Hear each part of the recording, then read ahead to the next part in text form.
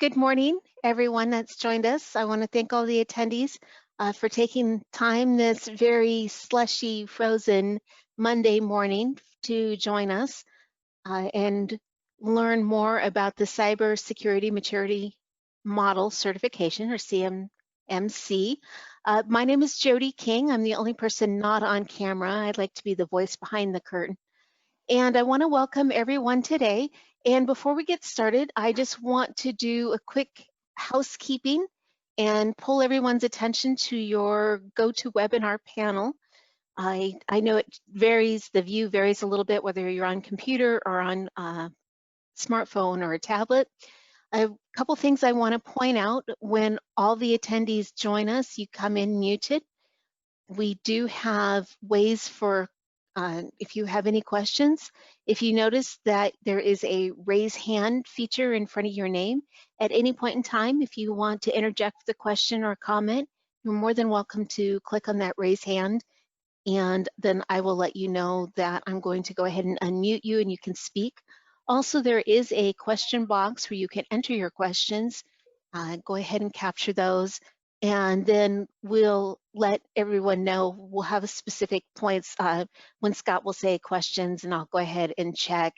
So even if you just have a raise hand, first thing I'll do is check the question box, and if I don't see a typed question, then I'll go ahead and call you by name and unmute you. The second thing I'd like to pull your attention to is there's a handout section on your GoToWebinar panel, and we do have 4 handouts for you today. One is a copy of today's slides. We also have an acronym guide for DoD interim rules. We have information on the Alaska PTAC and also information on the Alaska MEP program.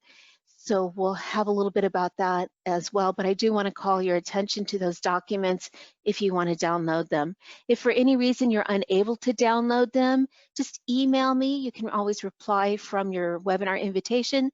Email me, let me know, and I'll be glad to send those out to you. So at this point in time, let's go ahead and get started.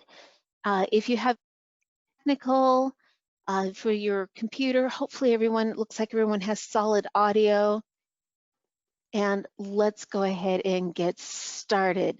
So what I'd like to do is, again, welcome everyone, because all those things we're saying twice, to our CMMC presentation this morning. And we're going to give our hosts a few minutes to say hello, talk about themselves before we move into our main speaker. So Carolyn, would you like to say hi and talk about the Alaska PTAC? Sure, thanks Jody. So I'm Carolyn Pratt, the program manager for the Alaska PTAC, and I know from some of the names, attendee names, I know some of you are familiar with our services, but if you're not, we do assist Alaska firms with understanding the government contracting process and all the little kinks and quirks that go along with that. We help people find contracting opportunities. We can assist with all the various kinds of small business certifications like the 8A program, women-owned, veteran-owned. We do ongoing workshops and webinars like what we're doing today. And we do one-on-one technical assistance as well. And when we say government contracting, we can assist with federal, state, and local government agencies. So it's not just federal. And in that process, there are constantly changing and updating various regulations. Today's topic being front and center right now for a lot of DoD contractors. So really appreciate Scott and Zane taking time to share some information with us today. And I should say that they are volunteering their time, so we really extra appreciate your being with us today. And just a final note, the Alaska PTAC is a program of the UAA Business Enterprise Institute, And you can find more information about our program on our website, which is ptacalaska.org, so ptacalaska.org. And you'll find a listing of all our upcoming webinars, as well as news and announcements, and some other tools that could possibly be a resource for you as you're navigating.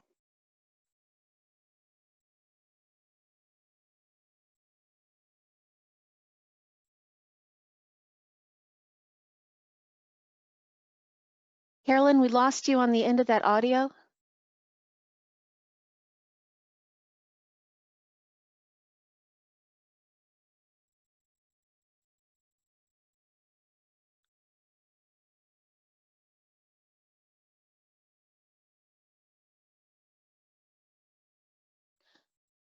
Can everyone hear me? Yes. Okay, Carolyn, we lost you into your audio. Are you still there, Carolyn? I see the video, but we lost the end of your audio.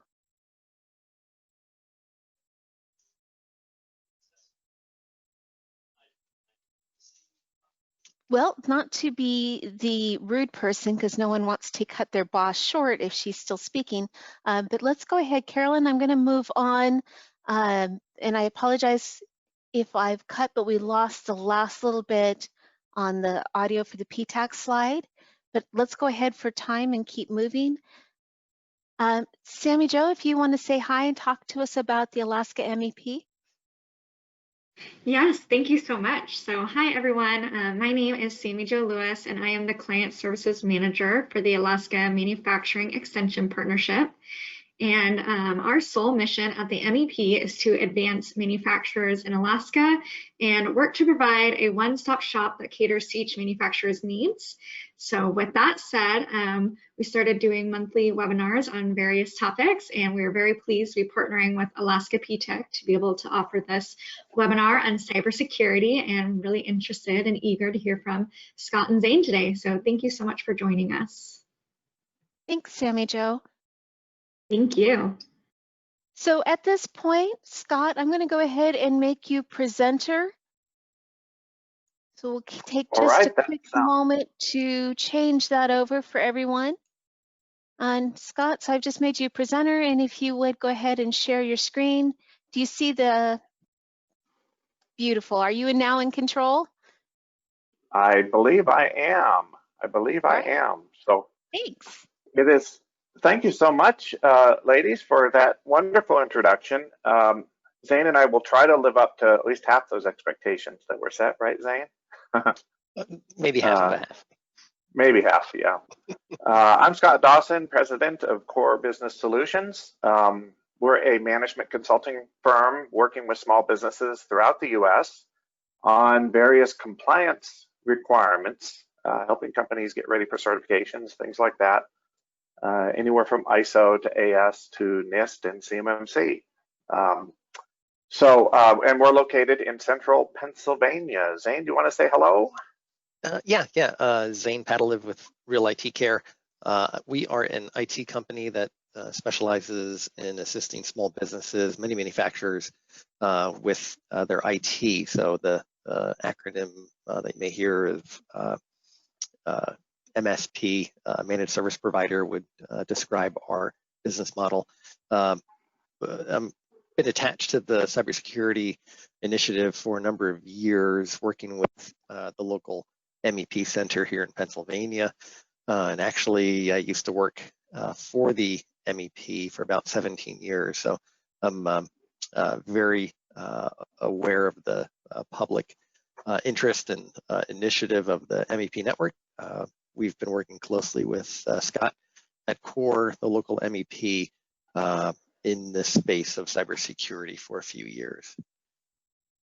Yeah, so thank you, Zane. And Zane and I have been collaborating now for a couple of years on trying to boil down the complicated world of cybersecurity and the moving target of the Department of Defense requirements for cybersecurity, and trying to make it something fairly straightforward to understand and implement.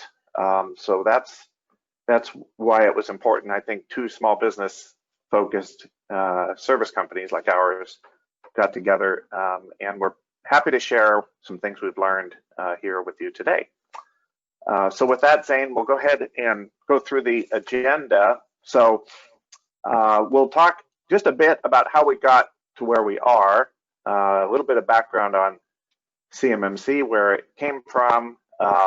There have been some recent announcements regarding compliance to the DFARS regulation.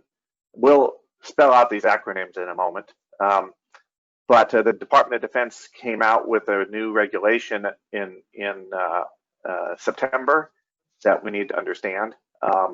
Then we'll get into the nitty-gritty here, which is who does the CMMC apply to? What kinds of companies need to be working toward a certification?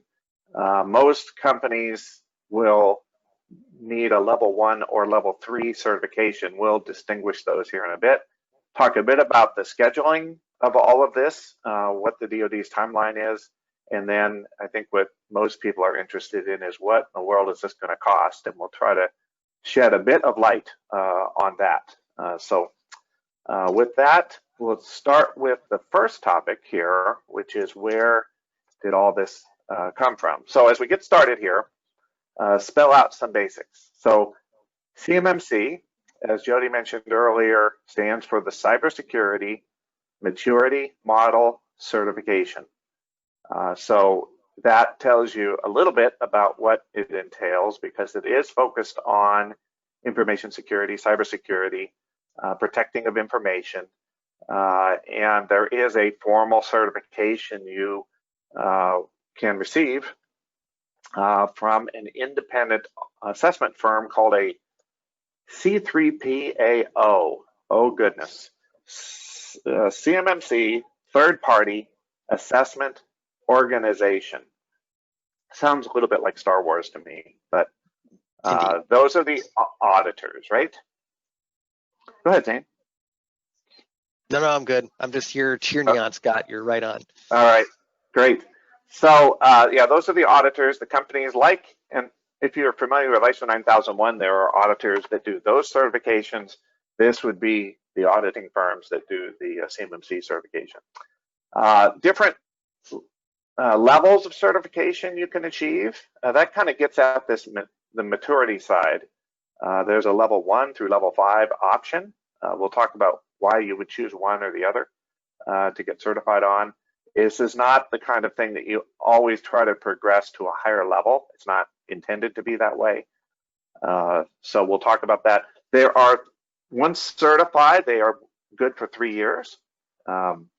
So unlike ISO, where there's an annual surveillance audit, that's not the case here with CMMC. And the DoD, Department of Defense contracts will specify which level is required, 1, 2, 3, 4, or 5. As I said, most often level 1 or level 3. But it's not going to be guesswork. It'll be stated actually in the RFI and RFP once those start to roll out. Then assessments will start next year. There might have been a few preliminary assessments done this year, but to a large degree, they'll start next year. Kind of slow in their schedule. We'll look a little bit at the schedule later.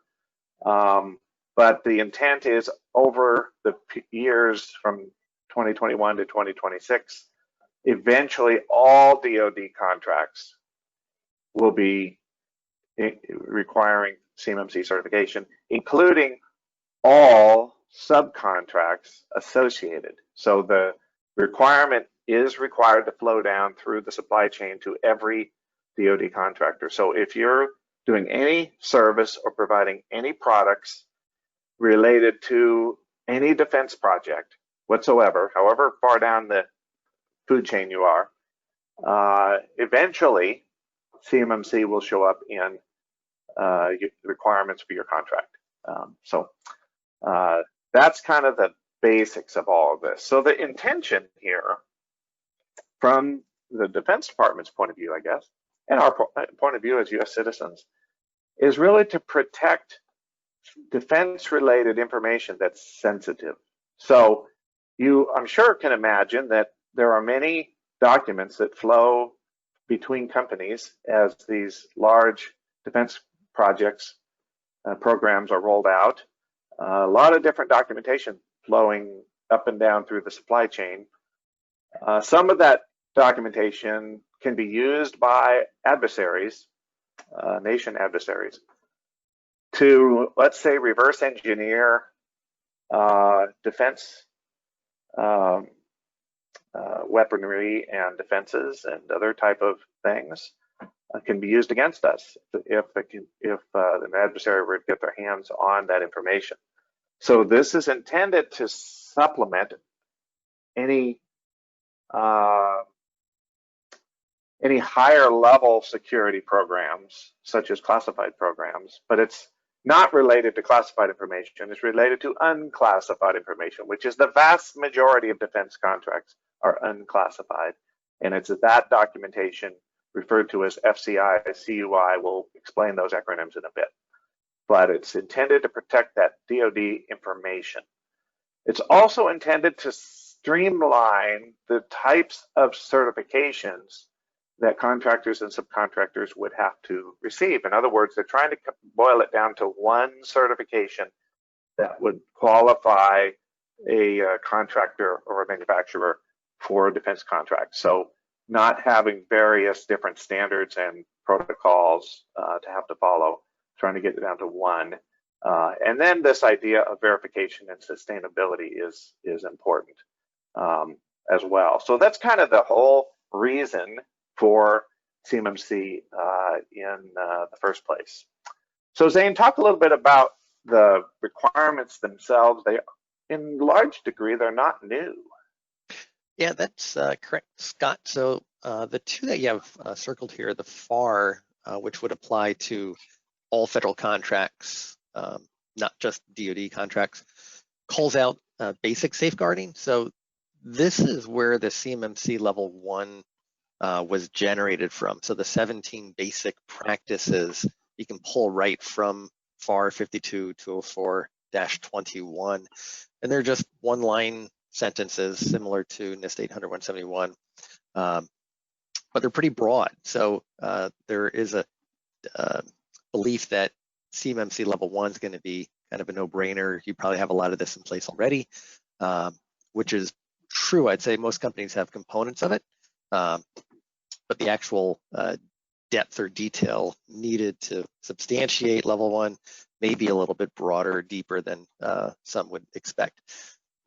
Moving on, the DFARS, the 252-204-7012, that's the clause, if you are a DoD contract, that will be in your contract that mandates that you adhere to the cybersecurity requirements. And there's kind of a list of things. One of those is the NIST 800-171. So we need to have those practices in place.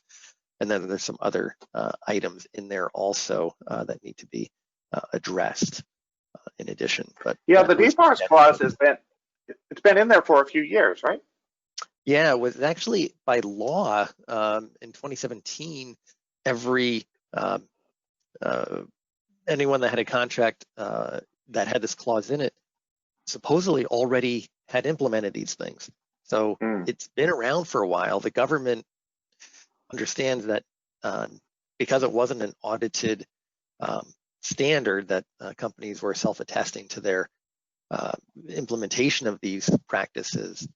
There was really a small uptake in companies that did a reasonable effort to implement.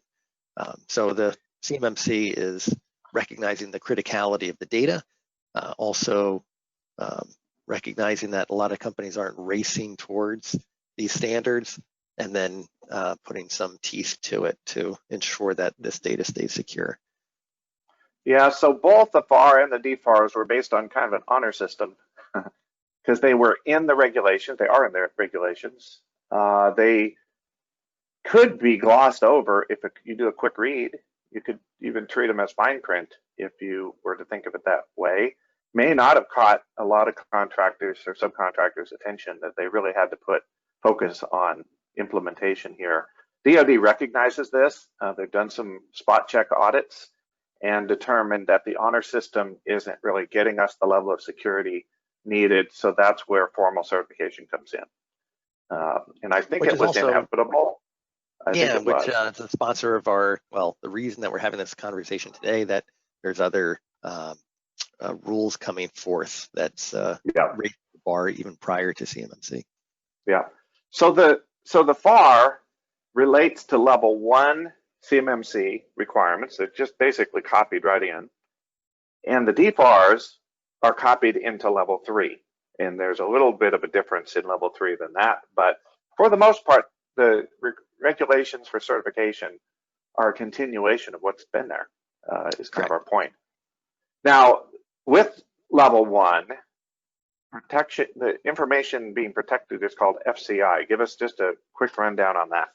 Right. So federal contract information. So it's those purchasing documents primarily that are going to go between the customer and or the client and government or prime contractor.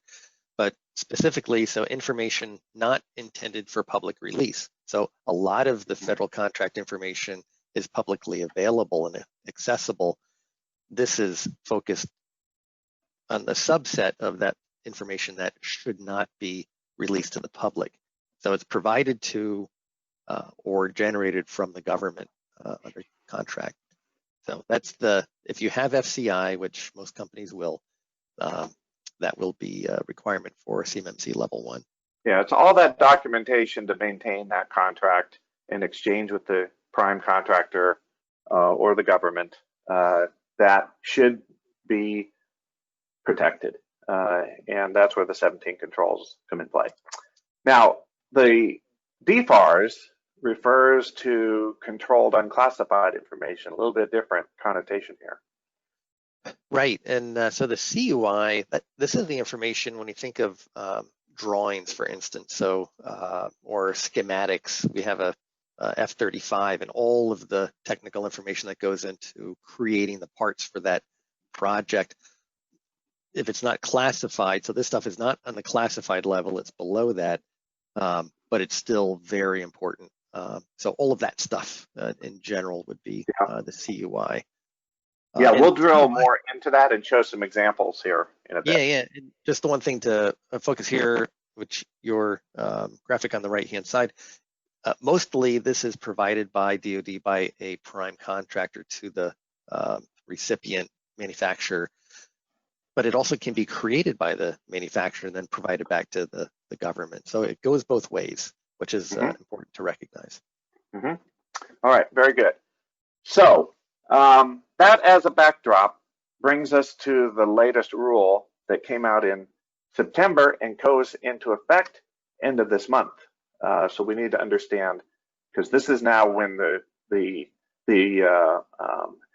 announcements of this is coming are now becoming regulation, legally binding in this interim rule. So we want to understand that. The new DFARS regulation, which updates that 7012 clause, Zane, that you mentioned, is going to be effective November 30th.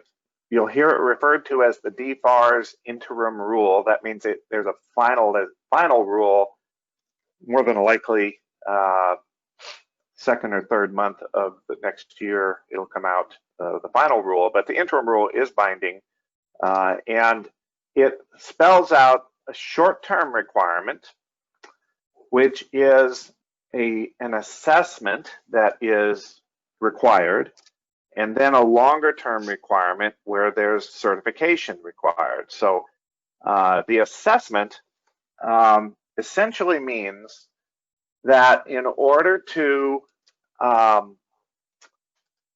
be awarded a DoD-related contract, whether you're supplying directly to DoD or to a prime or anywhere in the supply chain, in order to be eligible to be awarded a contract after November 30th, there needs to be an assessment conducted and on file in the Supplier Performance Risk System, the SIPRS or SPRS system, however you want to pronounce that acronym. But the DoD already has a system that keeps records on suppliers regarding performance. This is where all the performance records are kept for your company. And there's an extra section being added to that system to retain the assessment requirement.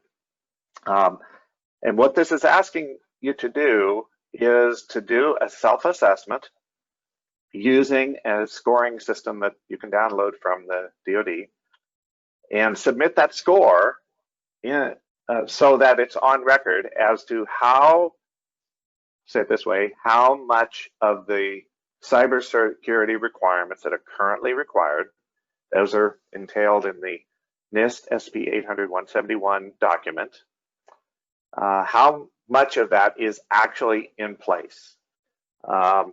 And if it's not 100%, then by what date will it be 100%? So it's still, in some regards, an honor system, but you have to report your status. That's really what that is about. And there is a time element here because after November 30th, you're not going to be able to be awarded a DoD contract unless that score is on file. Now, longer term, those efforts toward becoming cybersecurity compliant and meeting that assessment requirement will roll into a formal certification. And the certificate for CMMC will be in the future required for any contract where CMMC certification is listed and the certification level is listed. So that is going to take 5 years to roll out through all the contracts to affect all 300 or 350,000 companies that it impacts. You can imagine they can't certify all those companies all at once. It's going to take several years. And so that's why there'll be a gradual rollout of CMMC certification. But there's an immediate requirement of the self-assessment score. And these clauses, 19, 20, 21, add on to the existing requirement, which is called 7012, to lay out these details. And that's kind of the short-term and long-term deadlines that are coming. So this assessment we just talked about requires that you use the assessment methodology with the unfortunate acronym, I think it's unfortunate, that you can download. I have a link down here where you could download that. You download it, you can complete that on that form. As you're doing that, one requirement is a detailed written security plan called a System Security Plan or SSP, and a plan of action to address gaps, which is called the POAM. So this is the plan of how the cybersecurity is implemented. This is a list of the open items on that plan. And then once you've done those first three things, you'll have the information needed to submit the date that you did the assessment, the score that you achieved, say it's 80 out of 110 or whatever, the scope of the assessment, which is a description, and I think the all-important date by which you'll have 110 points or 100% score is probably the best way to think about that. Also be aware that the Defense Department, under the DCMA, that's the auditing group that often audits the accounting and financial side of a contractor, will on a somewhat random basis do some verification audits of their own. So the honor system of completing the score process, this assessment process, needs to be very honorable because there can and will be repercussions if you can't justify the score. So that basically means do the assessment, keep your SSP and POAM as it was written at the time you sent in the assessment. That would be the documentation to back up your score. So some tips just to get started on this step. Go ahead and download the assessment methodology. It's found there on that link. Review the criteria if the instructions are included, and then start a list of gaps that'll at least kind of get you thinking about what are the cybersecurity practices we're going to have to upgrade to meet the current regulation. You do not have to score 100%. You do have to submit a score. That's probably the best way to state that. All right, so Zane, let's talk a little bit about who this applies to, and I'll just bring up the next screen here. Sure, and specifically in the CMMC, it will be included in contract, so it's not going to be a surprise, right? When if I need it or not, eventually everyone's going to need it if you're in the supply chain, as Scott said, but maybe years until that shows up, probably sooner rather than later. But so yeah, good pivot, because I was talking about the assessment and we just flipped over to CMMC. So good transition. Which is good. And so the basics that, and if you've gone through a NIST assessment, it's very similar. So there's just, in fact, there's a lot of overlap between these. There's extra controls for CMMC compared to the NIST, but same thing. So it's a mix between technical stuff. So your IT guy needs to be involved, or IT company if you're outsourcing IT, and then management within the company. There's a number of these that are going, number of the controls that are going to impact how a company does business. So there's going to be impact to workflow, how data is handled, how data is secured. So it definitely would involve everyone to be prepared, a little bit like an ISO audit, getting ready for that. It's kind of the big thing is you cannot just hand this to your IT guy and say, do this. That's right. That's exactly right. Yeah, and neither would you be successful in an audit. And we've talked about the range of lower level and higher level certification. That's really related to the type of information, correct? Right. So that FCI, the Federal Contract Information, that specifically is going to be on the lower side. So the CMMC level 1 is going to be necessary for that certification at that level. If you do participate, receive, process, create CUI, then you're going to need to move up to the CMMC level 3 certification and pursue that level. Yeah, I'll bring the list up here of the different levels. Right, so 17 practices at level 1, which is not awful, but there's still a lot there, so don't take it for granted. There's a CMMC level 2, which we will hopscotch over to talk about CMMC level 3, because level 3 is what's necessary, or higher, 4 or 5, if you do receive process CUI. So for level 3, there's 130 practices. The NIST 800-171 has 110 practices, so we have 20 additional at that level. All of these are additive, so the 17 in level 1 carry forward to level 2, those 72 carry forward to level 3, and then so forth. Yeah, so it gets much more complicated the farther up the path here, and your contract will specify which is required. So level 1, go ahead. No, I just, for often us overachievers, we think, well, if there's a level 5, that's what I want. But the reality is 4 and 5, they're expecting less than 0.5% of the DIB in that space. Yeah. So it's going to be like space oriented and nuclear oriented. Everybody else, level 3 is going to be high enough. Yeah, defense industrial base, the DIB. Yeah. Right. So level 1, here are some of the types of things you would have to work toward. And I think, Zane, we won't spend much time on this, but I think people can get a sense that there are, ways of protecting user accounts and passwords. Firewalls and network connections are an aspect of that.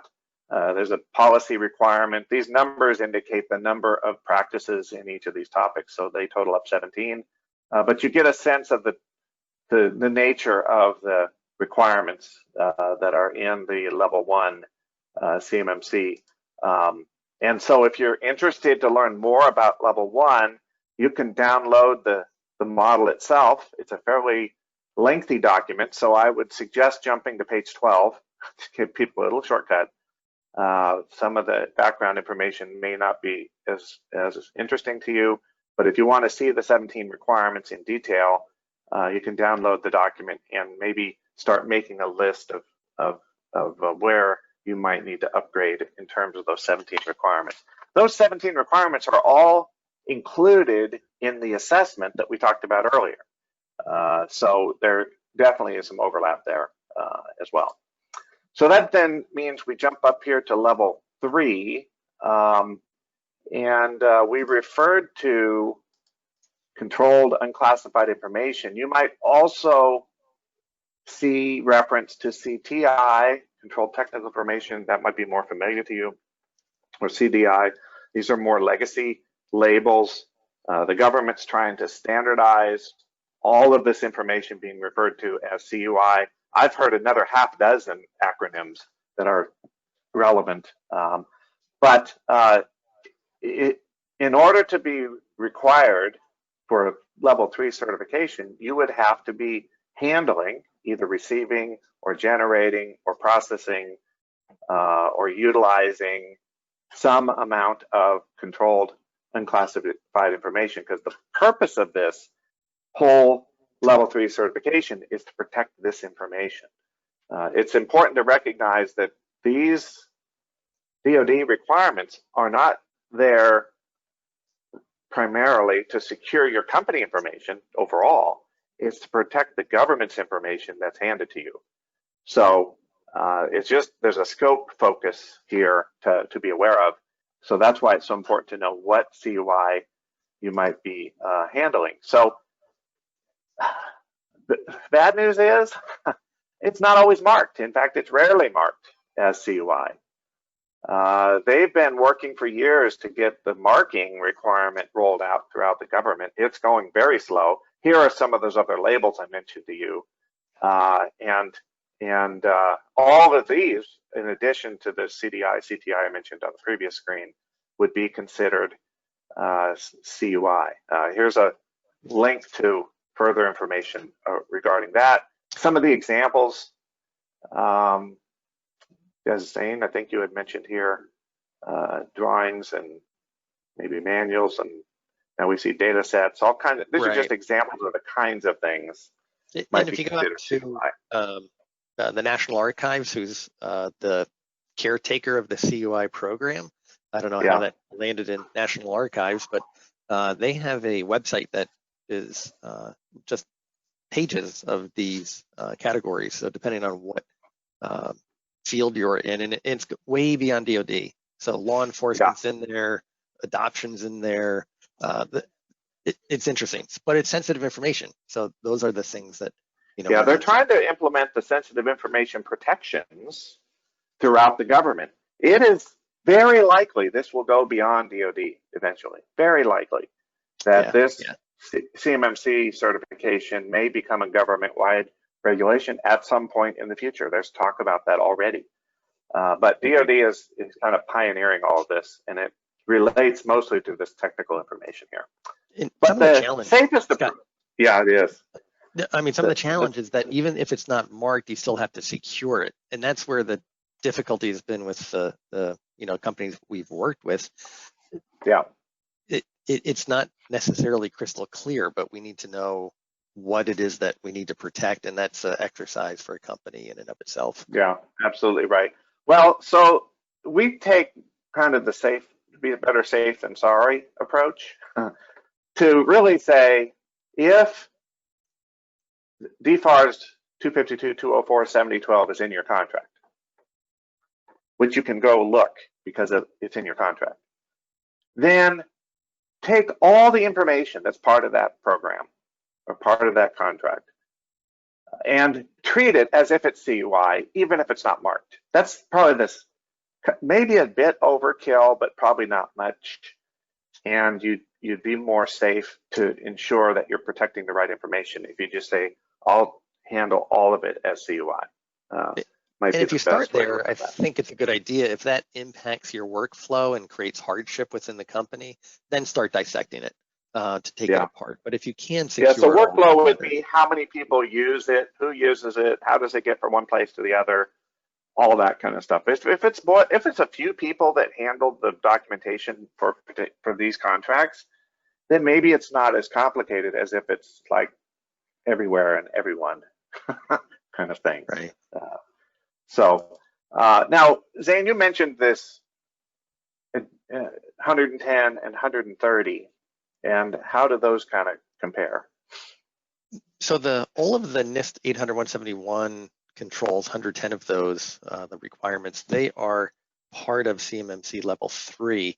In addition, they've added 20 more controls that were generated from other documents, other security documents.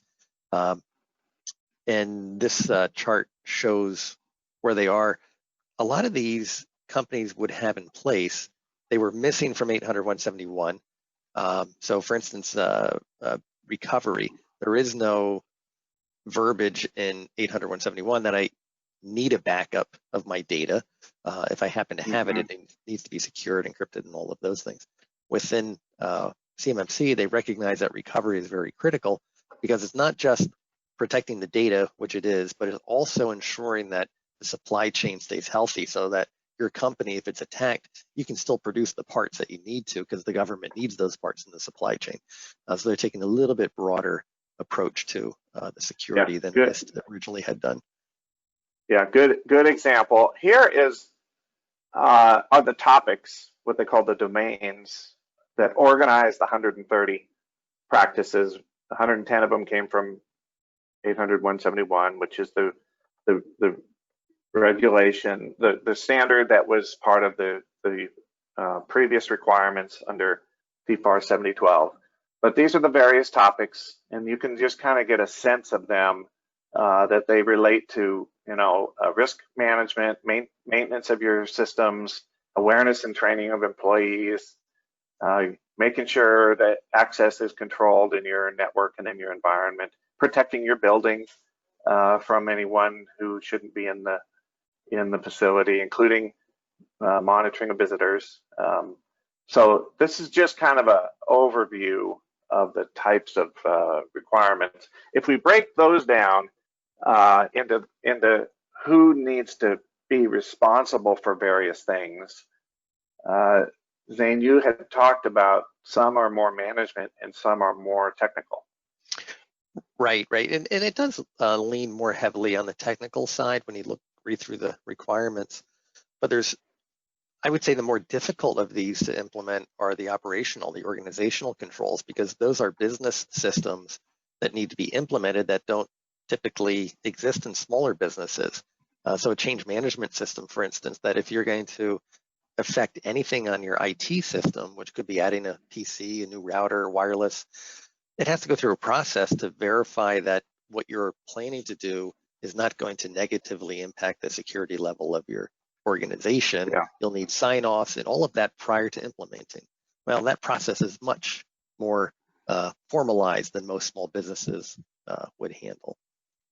Yeah, I think that's very true. I think that term formalizing is an important one to keep in mind, and that's where getting some assistance with putting these in place in a simple manner, especially in the small businesses, can be important, because you don't want to overinterpret these things, meaning overcomplicate and overspend time and money on them. So right.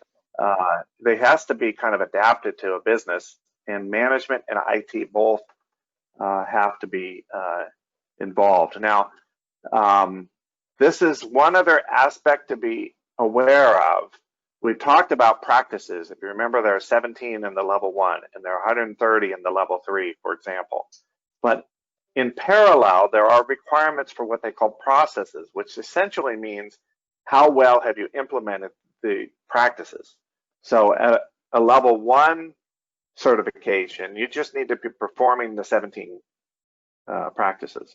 But at a level 3, you have to be managing all 130 practices, which means there's more time and attention needed, and you really can't wait to the last minute and demonstrate that you've effectively implemented these things. You need to have a track record, if you will, to demonstrate the maturity side of the CMMC, which is this right-hand column. Yeah, so we wanted to just mention that real quickly, because it's so important that at level 1, as Scott said, nothing has to be documented officially. You just have to do it and prove that you're doing it.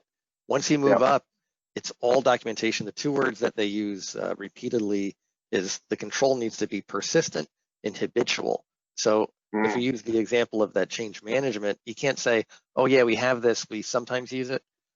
even if you have it in place and you have used it sometime, the auditor is going to fail you on that if it's not persistent and habitual. And that's where it just raises the bar compared to what we have today. Yeah, so for a full certification at level 3, you have to meet both the practices requirement and the maturity for the processes requirement as well.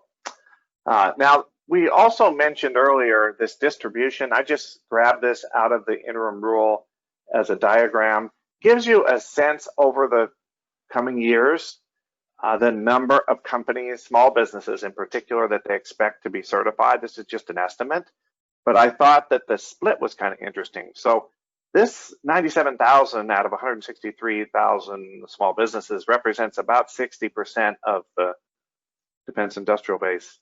And level 2 and 3 together is about 40%. We'll discount 4 and 5 for the moment. So it's a 60-40 split, realizing that level 2 is not a level that will be specified in contracts, at least as they say, but it's only a level there if you're trying to migrate from 1 to 3 to give you a milestone, really, as you're progressing. But if you're more interested in the rule, you can download it for yourself and take a look at some of this additional information. So if level 3 is your target, then some things to do, soon is, I'd say, contact the Alaska PTAC or the Alaska MEP. The ladies would be glad to provide you some guidance where you can get some professional assistance with regard to training and consultation in IT. We work throughout the nation, including Alaska, but we're not the only provider in that respect. But that would be generally level 3 companies are going to look for some outside help. And then it's a matter of assessment and training and developing a written plan as well. So that's kind of at least a starting point for level 3. That then brings us to timeline. And Jody, we should be at the Q&A period here in just about 3 or 4 minutes here. Just if anyone wants to type in some questions to the Q&A, we'll be glad to respond to those. But the CMMC timeline, they released the model, the document with all the requirements back in January. They launched the group that's overseeing the auditors. That's called the CMMC accreditation body, right down here. And they were formed in March. They started training auditors in September. Is also when the new rule was published, and the new rule then takes effect in November. Those assessment scores would be required prior to any contract after November 30th, which is what we're trying to indicate here. That does not mean November 30th is a deadline.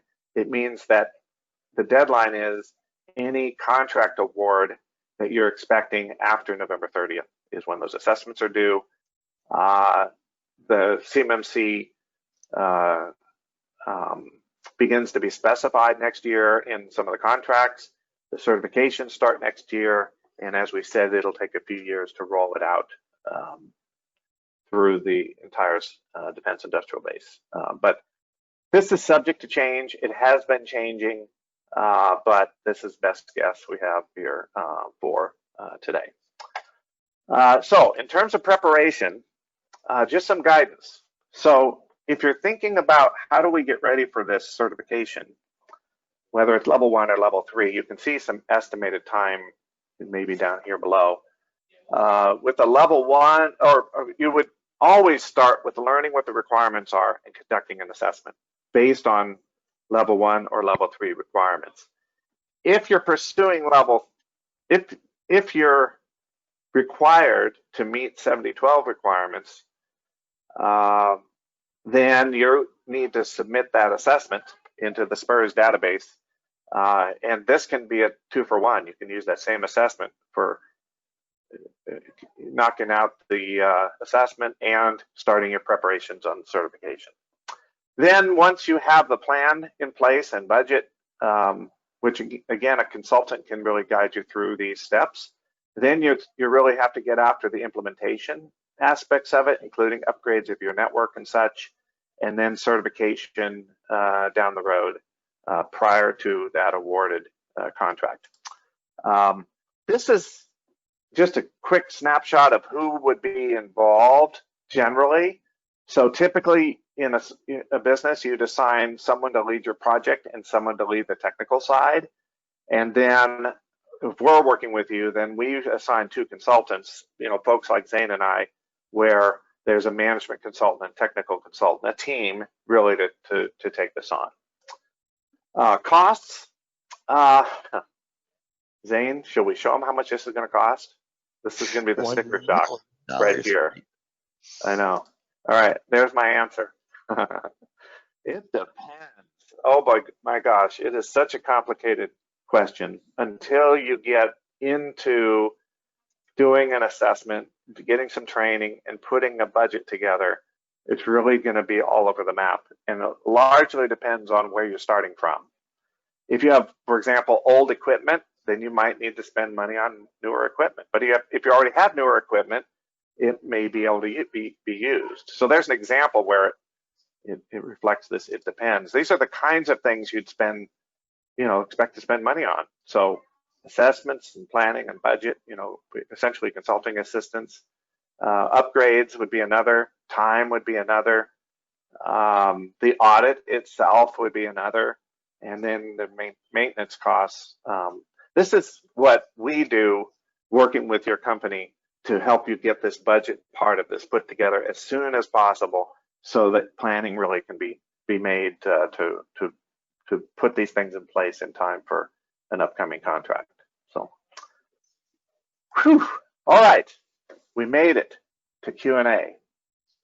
So, Jody, I think we're open to any questions that have been submitted, or if anyone would like to jump on the microphone or their camera and ask a question, we have a few minutes to spare. Sounds good.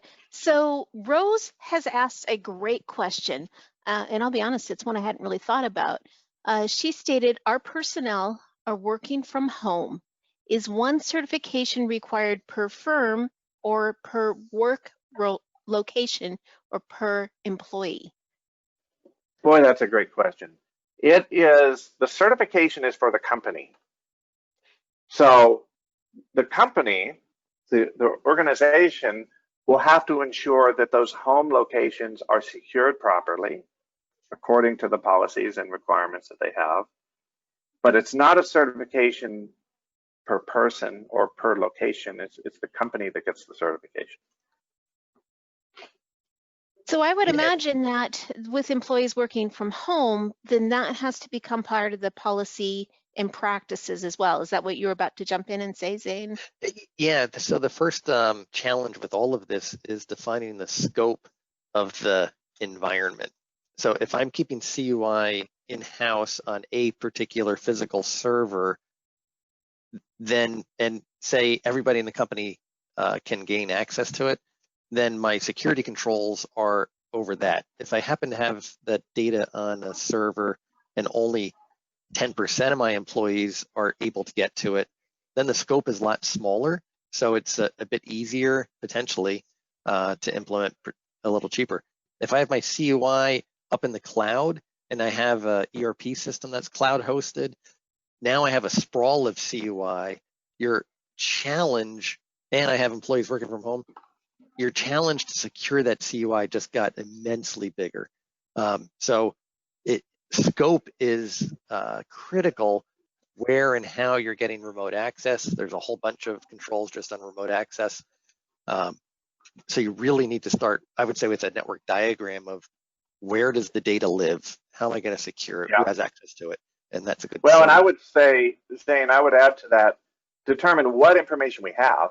That's question number one, because that's what we have to protect, the CUI. Right. And where does it reside, and who needs to access it? If you can narrow that down, then you'd have fewer people affected. Correct. So I Correct. could almost see, this is Jody again, I could almost see that part of that new contract award progress is even to have something as simple as a form of which employees are now going to need access. So if we have isolated documentation, then notifying IT, if we have that as a separate individual or separate department, notifying IT on this particular file, this particular, however we define that hierarchy of who's going to get access and the duration of the contract time, and then have some sort of closeout after the fact. You know, once that contract's closed, what do you do with that information?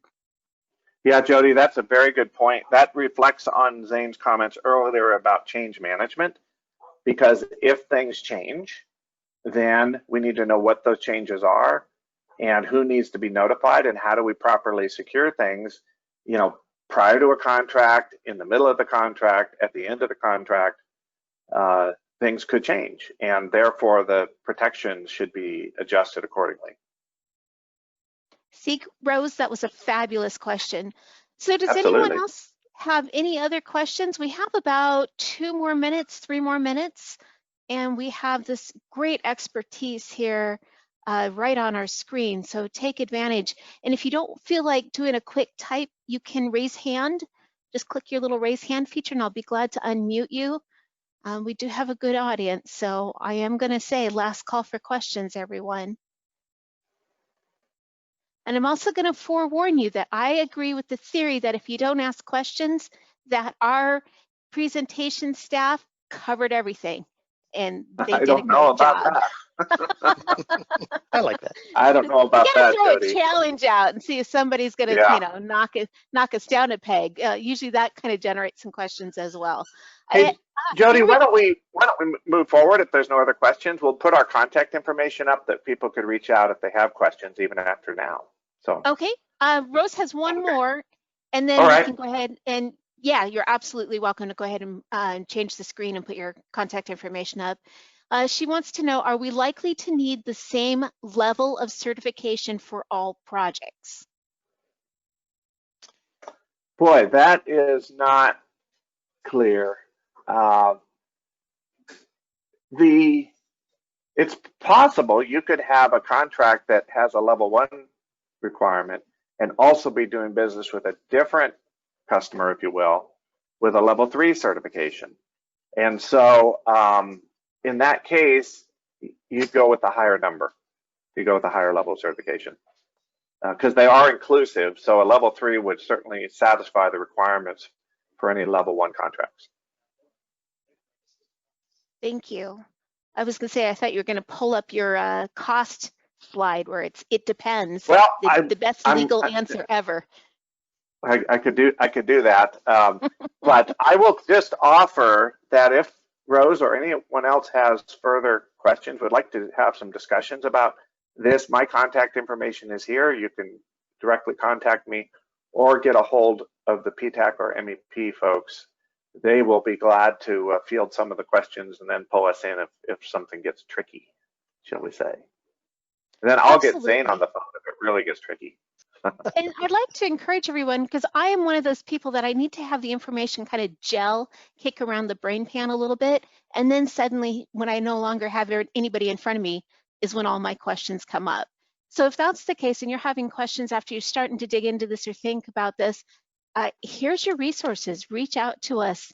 And for any of you, don't forget, if you lost or don't have Scott's contact information, you're welcome to forward that to me. Again, you can always reply to your webinar invitation and get those questions to me, and I will be glad to forward them to whomever you need the questions addressed to. I don't mind playing middleman on that information process at all. So at this point, I do have us at the top of the hour. And again, gentlemen, Scott, Zane, Sammy Jo, Carolyn, thank you all so very, very much for giving us your time and attention to address this today. You had some really fabulous information, and we truly appreciate, especially those of you from the East Coast. Oh, and Maddie, our behind-the-scenes support from Core Solutions as well. Thank you, Maddie. Again, we truly appreciate you guys taking that time, especially with that time difference. to present this information to us. We have You're more than one left, welcome. Yeah, it's a not a pleasure. question, but Dawn says, Go ahead. excellent presentation, thank you. Thank So you. everyone, I would say we're go ahead. giving you a virtual applause. Thank you very much. Thank you. Thank you both. It sure has been a pleasure, and all the best to our friends in Alaska. Indeed. Stay warm. Thank you. Take care. Yep. Bye-bye. Thanks. Have a fabulous day. So at this point, the webinar is officially closed.